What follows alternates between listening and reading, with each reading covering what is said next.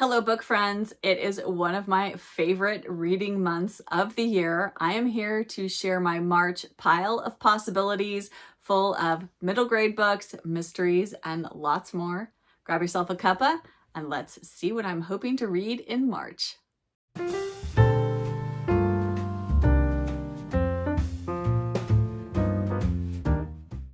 Hello, I'm Jen and welcome to my reading life and welcome to one of my favorite times of the year.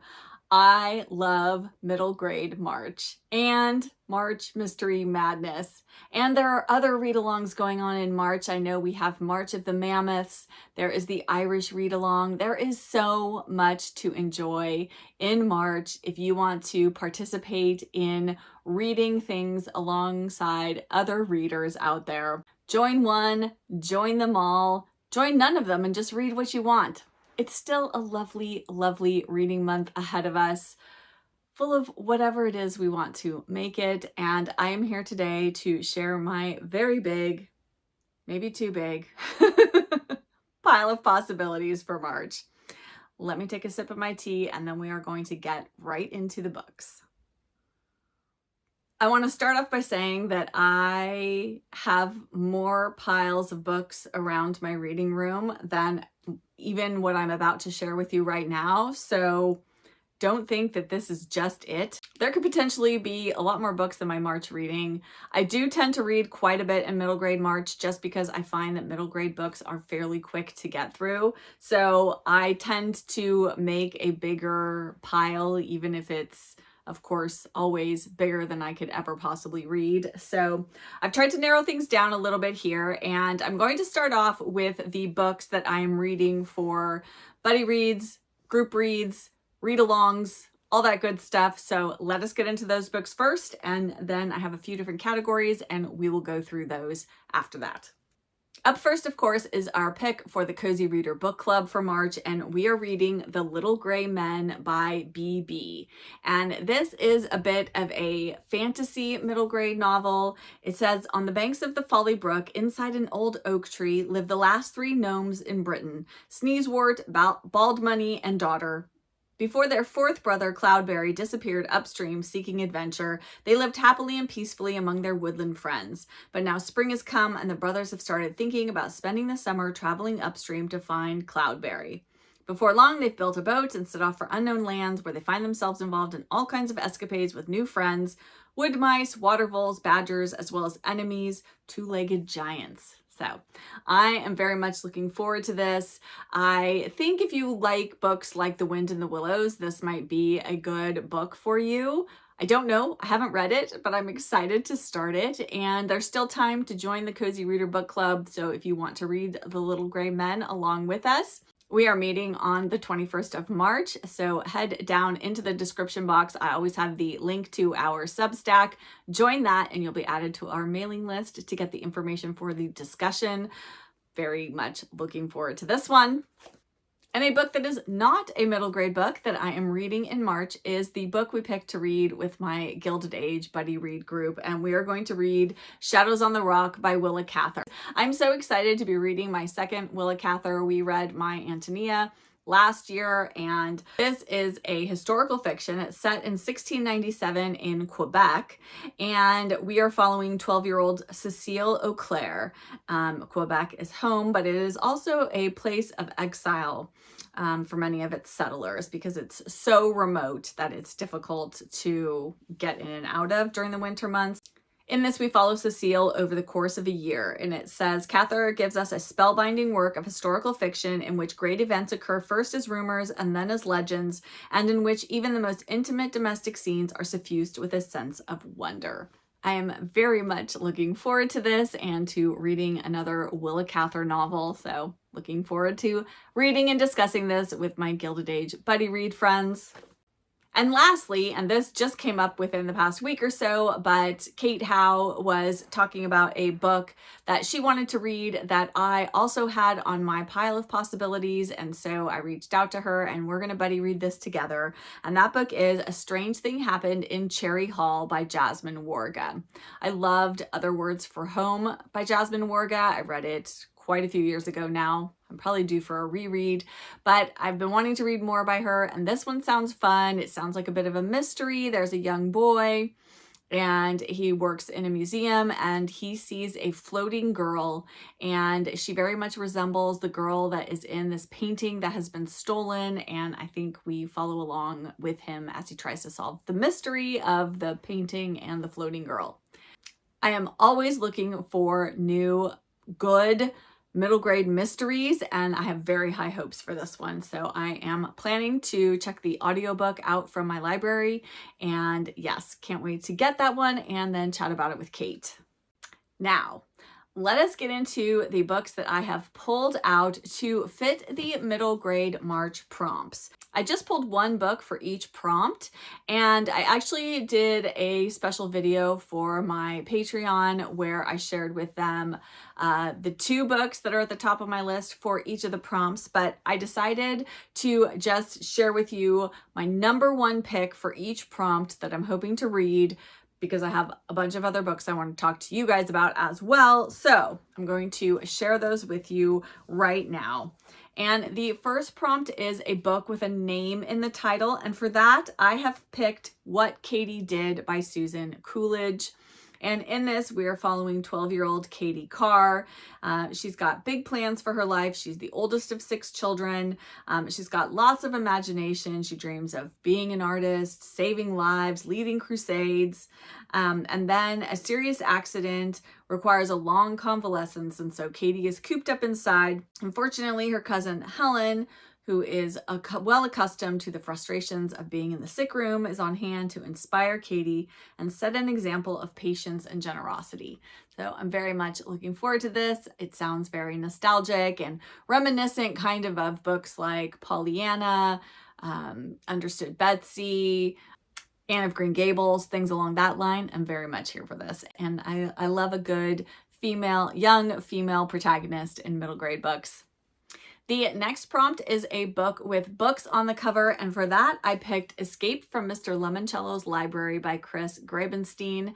I've had this book on my shelf for so long, since I think 2021, and I won this in a giveaway a friend of mine did over on Instagram, and I haven't read it yet.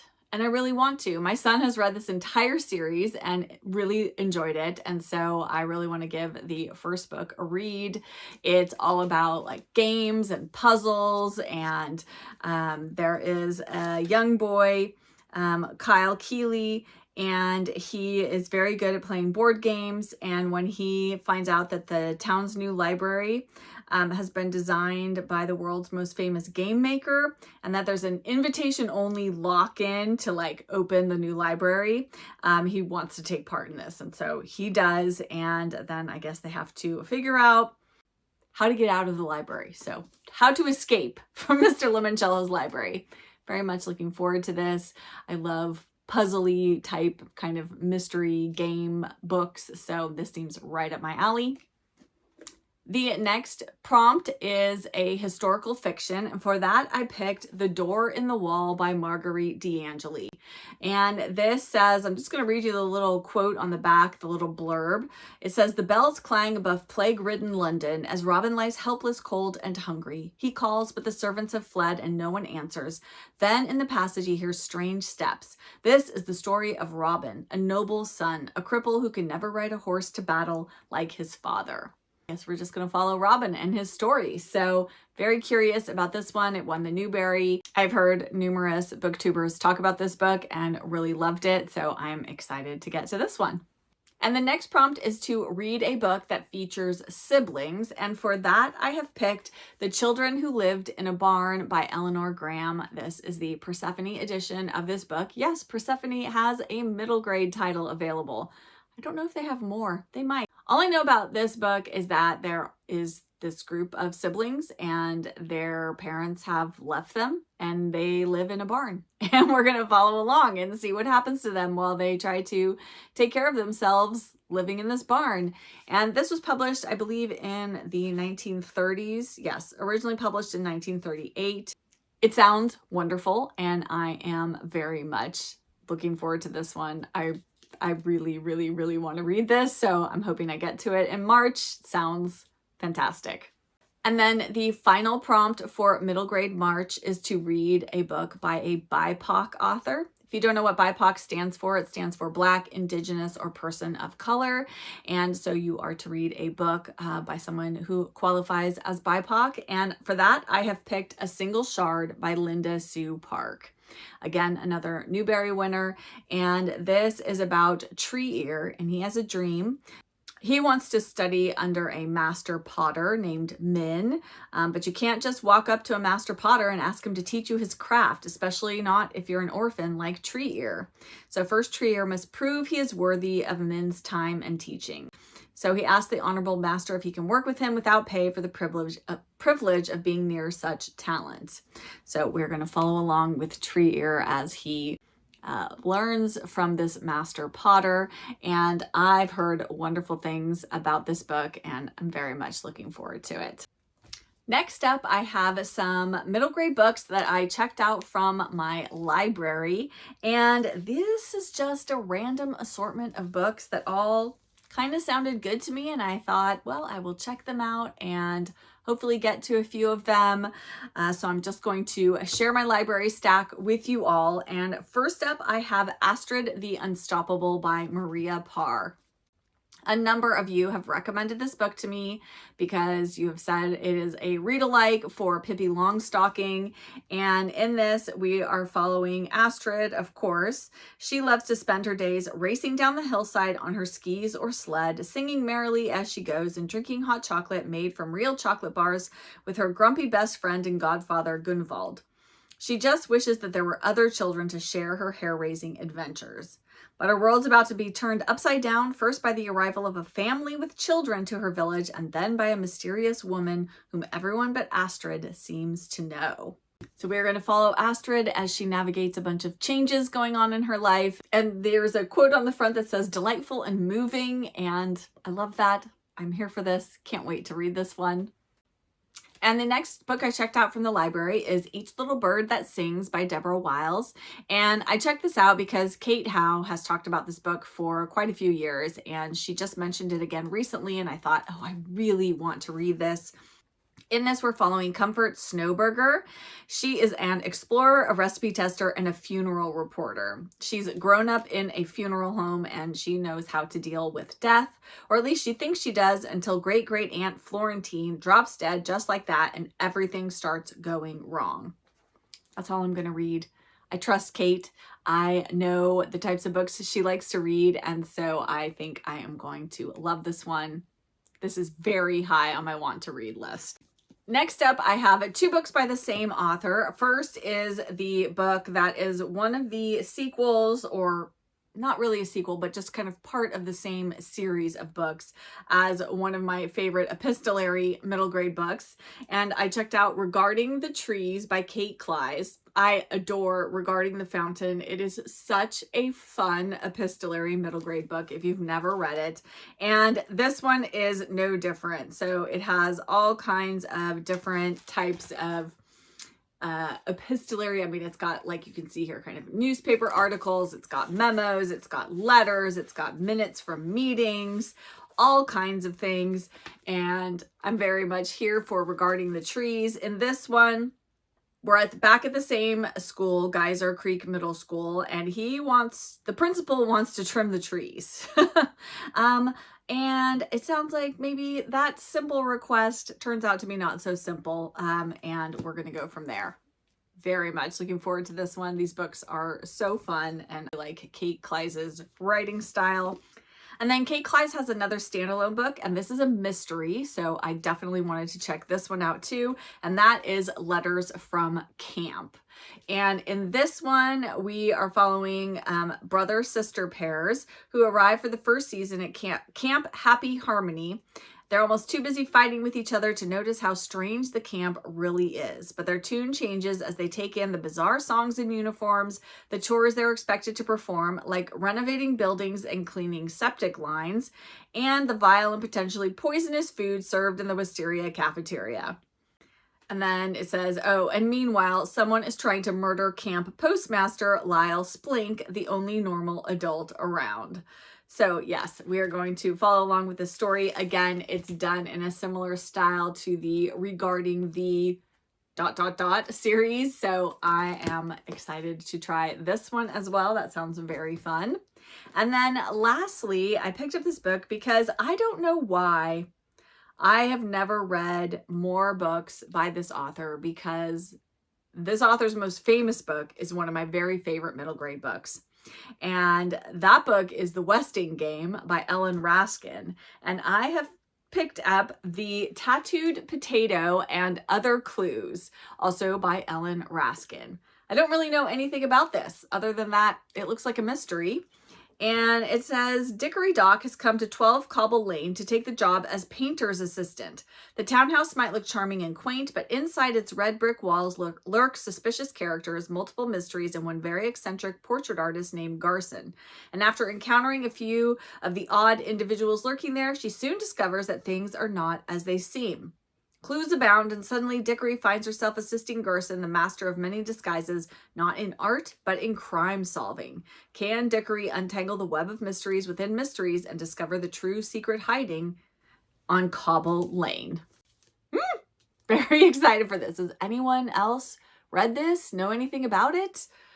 Cannot wait to read this one. So those are all of my middle grade picks for March, but I do have a few others because I don't want to just read entirely middle grade. Plus, I have my categories of books that I want to read every month. And so I wanted to be sure I captured books that went into those categories, and I will wrap those up in just a moment. But I have 3 additional books that I pulled to read in March. First, because I want to have a Dean Street Press book on my pile of possibilities every month, I pulled Seaview House by Elizabeth Fair. I don't know why. This just kind of called to me. The cover called to me. I don't know, maybe I'm just feeling like I'm in the mood to escape to someplace kind of on the seaside. But this is following sisters Edith and Rose, and they've rather come down in the world by keeping their hotel Seaview House. So Mr. Heritage believes, and he's not pleased when Rose's daughter Lucy, grown a bit too attractive for his comfort, becomes friendly with his godson Edward. Would-be paramour Neville isn't thrilled either, and to complicate matters further, Edward is behind a scheme to build new terraced housing, depriving village residents of their coveted sea view. So we have some dramas unfolding, and this is going to be my first Elizabeth Fair book, so I'm very much looking forward to Seaview House. And then, of course, I do have a few middle grade mysteries, which I've already shared with you, but I also wanted to pull a couple of just regular old written for adults mysteries. And so I pulled 2 mysteries off of my shelf. The first is a British Library crime classics, and that is Crook o' Loon by E.C.R. Lorac. I just thought this felt very spring-like, and since March is the beginning of spring, this seemed like a good pick. And in this one, it all began up at High Gimmerdale with the sheep stealing, a hateful act in the shepherding fells above the bend in the Loon River, the Crook o' Loon.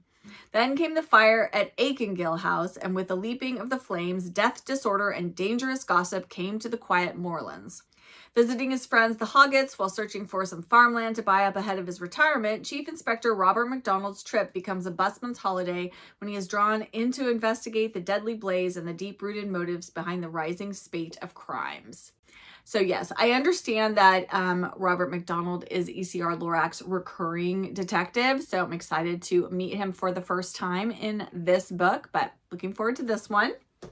And for my second mystery, I decided to pick up the next book that I need to read in one of my favorite mystery series, and that is The Woman in Blue by Ellie Griffiths. This is part of the Ruth Galloway mystery series, which I talk about a lot on my channel. I love Ruth. She is a professor of archaeology at Norfolk University in England, and she gets involved in solving crimes. She ends up working with DCI Harry Nelson when in the first book, there are some remains, which they're not sure if they're archaeological remains or if they are new remains. And so she gets involved in this case, and then we kind of go from there. Definitely read this series in order because there are lots and lots of things going on in Ruth's personal life that you need to follow along with.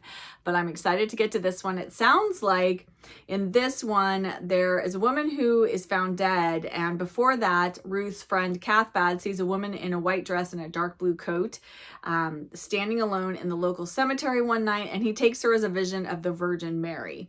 And so we're going to just kind of follow along from there, obviously following the woman in blue. So very much looking forward to more Ruth. It has been a while since I have read one of these, so very much looking forward to this one. Hello, book friends. Editing Jen here. I completely forgot to include the book that you all picked for me to read that I had checked out from the library, and I had a poll up on my community page, and you selected for me to read the Red Address book by Sophia Lundberg, and I am going to be reading this. I'm probably going to start it today, so I'm hoping to get it done and read in early March, and then I am going to have an exclusive review video of just this book to share with you all. Since you all picked this one for me to read, we are following 96-year-old Doris. She lives in Stockholm, and ever since she was a young girl, she has kept an address book where she has written down all the details of her life, and she is reflecting back on her life in this book. Very much looking forward to it. Thank you all for voting in the poll, and stay tuned because that review video will be coming soon. And then quickly, before I wrap up this Pile of Possibilities video, I wanted to go through the 5 categories of books that I am trying to include in my Pile of Possibilities every month. So I want to include a mystery, a classic, a book from my Dean Street Press collection, a book from my Persephone Publishers collection, and then a comfort read. And okay, first of all, I definitely have comfort read covered because pretty much any middle grade book is a comfort read to me. So pick one and it will be comforting, I am sure. And then for the classic, I of course have Shadows on the Rock by Willa Cather. I also, which I didn't mention, but I am finishing up a buddy read of Far from the Madding Crowd by Thomas Hardy. I'm buddy reading that with my friends Beth and Barbara, and we read the first half in February, but we are reading the second half in March, and so I'll be finishing that as well, so that will count as a classic also. And then of course my Persephone book is The Children Who Lived in a Barn by Eleanor Graham. And my Dean Street Press book is Seaview House by Elizabeth Fair. And then pick a mystery, any mystery. I have these two. I have the Ellen Raskin mystery. I have Letters from Camp mystery. Do I have more mysteries? I mean, Escape from Mr. Limoncello's Library kind of sounds like a mystery. Yeah. I think I got mysteries covered. So that is it. That is my March Pile of Possibilities. Like I said, I have so many more books I have pulled out, you guys. I mean, I will never read them all, but you know, as I always say, it is lovely to have choices, and I don't have to read any of these. I can decide to read, other than the books I'm reading for buddy reads, group reads, and book club, I can read whatever I want. But these are the books that are calling to me right now, and I definitely am excited and have my eye on a couple that I want to get started on right away. Let us chat in the comments. I would love to hear from you. Are you participating in any of the read-alongs this month? Whether it's Middle Grade March, March Mystery Madness. I didn't even talk about March of the Mammoths, which is to read like a mammoth-sized book, so a very large, chunky book. I'm actually still reading The Child from the Sea by Elizabeth Goudge, so that could count for March of the Mammoths. And then the only other read-along that I know of that's going on is the Irish Readathon, and I don't think I have anything by an Irish author. Unless one of these authors is Irish and I just don't realize it. I am actually waiting on Minding Frankie by Maeve Binchy. I'm waiting for the audiobook to come in for my library. So if that comes in March, then I will read that for the Irish Readathon. But I would love to chat with you in the comments. What are you participating in, or are you not participating in anything? You're just going to read what you want to read. That is wonderful as well. I think your reading life should be whatever you want it to be. But let us chat all things March reading plans down in the comments below. And if you're here but you don't have anything you want to add in the comments, why don't you leave something seaside related? I just love this cover. It's just calling to me. So seashells, water, a beach scene, whatever. Let's bring some sunshine and seaside into all of our lives in the comments. I love seeing those and knowing you were here, and those comments really do help my channel, as do likes and also now hypes if you're on the YouTube mobile app and wouldn't mind hitting one of those or both of those buttons. And if you're new here and you haven't yet subscribed, I would love it if you would hit that subscribe button and join my cozy bookish community. Thank you all so much for being here, for all of your lovely comments on my recent videos, and extra thanks to those of you that pushed the super thanks button on my recent video. I appreciate that extra support as well. And as always, I'll be back with another video very soon. And until then, I wish you a good book and a warm cuppa. Bye.